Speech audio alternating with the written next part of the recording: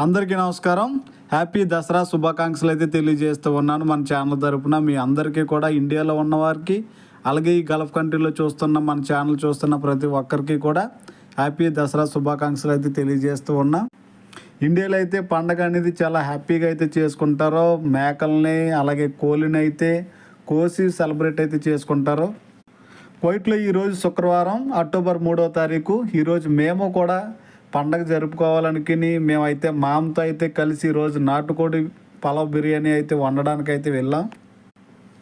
ఇక్కడ మాకు విగ్రహాలు ఉండవు కాబట్టి మేమే కోడిని కొనుక్కిని కాల్చుకుని మేమైతే వండుతున్నాం. నాటుకోడి మామూలుగా అయితే లేదు, కొత్తలు ఆడుతూ ఉంది. పొయ్యి మీద సన్నటి మంట మీద కూర అయితే మా వంట మాస్టర్ రెబల్ స్టార్ గారు అయితే చాలా బాగా అయితే వండుతున్నారు. అప్పటికే మేమైతే అన్నయ్య అయితే పలావ్ అయితే వండేసాడు, రెడీ చేసాడు పలావ్. మేము చికెన్ అయితే తీసుకుని వెళ్ళి చికెన్ అయితే వండేసాం. ఇలా మా ఫ్రెండ్స్ గ్రూప్తో కలిసి ఈరోజు పలావ్ అలాగే నాటుకోడి కూర అయితే తినడానికి అయితే రెడీగా ఉన్నాం. ఈ వంటలన్నీ కూడా చేసింది ఇదిగో రెడ్ షర్ట్ వేసుకున్నాడు కదా, ఈ రాజశేఖర్ అన్నయ్య. మాకు ఎప్పుడు తినాలనుకున్నా కూడా అన్నయ్యే వండుతాడు. మాకు వంటలో చాలా బాగా వండుతాడు. 5 స్టార్ హోటల్లో ఎలా వండుతారో సేమ్ అలాగే వండుతాడు.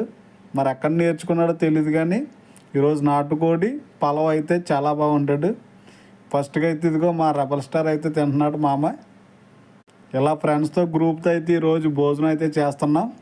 దసరా అయితే మేము ఈరోజు కువైట్లో అయితే చాలా బాగా చేసుకున్నాం. అలాగే సాయంత్రం అయినప్పటికి మాలియా అయితే వెళ్ళాం. మాలియాలో కూడా చాలా జనం అయితే ఎక్కువగా ఉన్నారు. ఎక్కడి నుండి వచ్చారో తెలియదు, ఇంత జనం.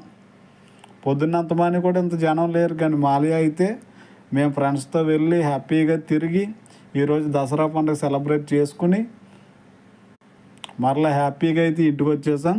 అలాగే మన ఛానల్ చూస్తున్న ప్రతి ఒక్కరు కూడా సబ్స్క్రైబ్ అయితే చేసుకోండి. Bye bye.